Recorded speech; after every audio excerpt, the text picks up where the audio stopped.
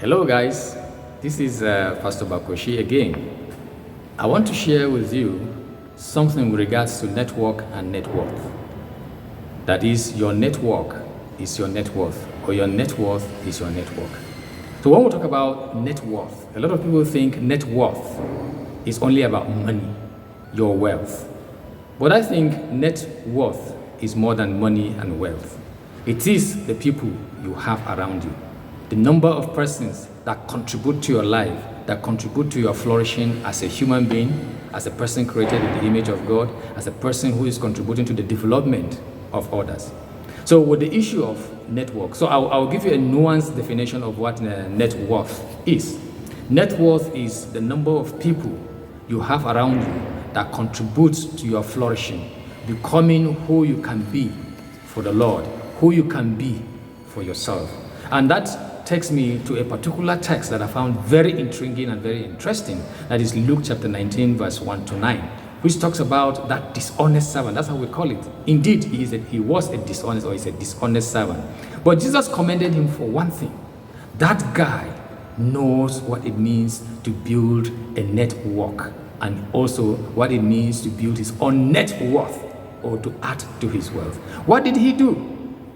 He understood that at this point in time, though dishonest, we must realize that he was really dishonest. That's why Jesus referred to him as a rascal, using the New Living Translation the way it puts it.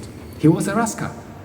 But he was commended for doing what? For understanding that you use the unrighteous mammon to build friends, or you use the money that you have to create relationship, or to build a preferred future that you have. And this is what I refer to as outcome-based thinking, OBT, outcome-based thinking. So realizing that very soon his master is returning and that his master is going to sack him from his job, he decided to now do what is referred to as cutting his cost and then cashing in using business terms. And what did he do?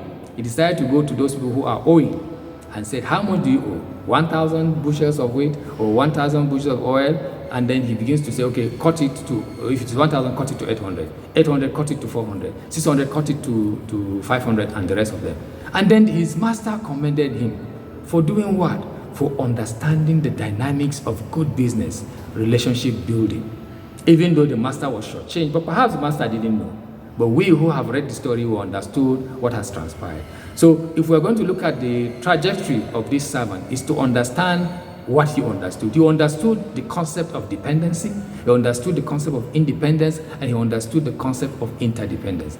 Now, to be independent, if you want to move from the level of being dependent, growing up as children, we were dependent as infants, as children upon our parents. They paid our school fees and the rest of them. But now that you have become mature, you need to move from that dependence upon them to become independent. And for you to be independent requires you to plan and be proactive.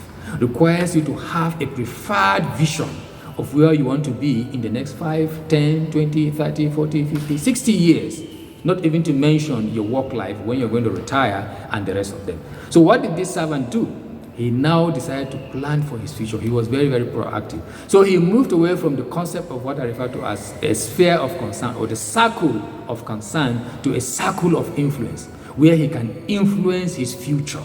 That is outcome-based thinking, again, using another word. So what did he do? Instead of saying, maybe later on in life, and say, had I known, I would have done this, he moved away from it, from what the Americans refer to as the shoulda, woulda, coulda concept. And what does that refer to? Had I known, I wish I have done it this way. He moved to the sphere of influence. And what is that influence? That his future is going to be achievable to him. And that is what he did, So that at the end of the day, he will have the right people around him that can add up to his life, and he adds to them. So what this also means is that you have to understand the needs of people. Those business people have needs. And what are those needs? Yes, they are owing, but it's too much for them. They need to be motivated and be encouraged so that they can pay up in good time. Because when you are owing someone and the person pays you in good time, you are going to utilize that resources given to you back, so that you can be able to now create more and more business. So he understood their needs and he met their needs. And that reminded me of an old definition of marketing, which says that marketing is the management process responsible for identifying, anticipating, and satisfying customer requirements profitably. This servant understood these dynamics. He met up their needs so that they can be able to meet up his needs. It is also what is referred to as the win-win situation. It is not a win-lose for he and the servant and the other business partners. It was not a zero-sum game, but it was a win-win for both of them. They reduce it. They are able to reduce some of the amount that they need to pay in naira, and then now they will pay. And then he was also commended by himself because he realized that at the end of the day, when he is fired, he will have these people to cash in on the goodwill that he has created with them. So I ask you the question: have you created goodwill with people around you? Have you created goodwill with your significant relationships? What relationship do you have with significant others?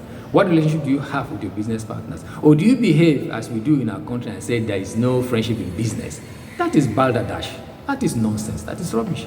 There is friendship in business. If you understand that, you can be able to do all in your power to maintain and sustain your customers and your client base. You will now give out the excellence of your life so that your clients will never leave you. That is the essence of building relationship. That's the essence of customer relationship building. That's also the essence of business responsibility, that you see businesses doing some kind of community work for the environment, for the communities where they do their business. So it's very, very important because your net worth depends on your network, the number of people you are able to reach, the number of people you are able to take care of. So that brings me to some of the lessons we have learned from this man. He has moved from the circle of concern to the circle of influence. He has moved also into the plane of outcome-based thinking. And at the end of the day, just like Jesus commended him by saying that this guy was able to build people around him that will stand for him at the end of the day. Do you have people around you that will stand for you at the end of the day? Are you somebody who is a toxic person, who rather than build people is violent towards people? No, we need to be people who will now build one another and contribute to our flourishing in our churches, in our communities, in our societies. What are you doing with your relationships? What contribution are you contributing to your relationships? I think it is something that we need to think about because your net worth is your network. Your network is your net worth. You need to understand that relationship matters.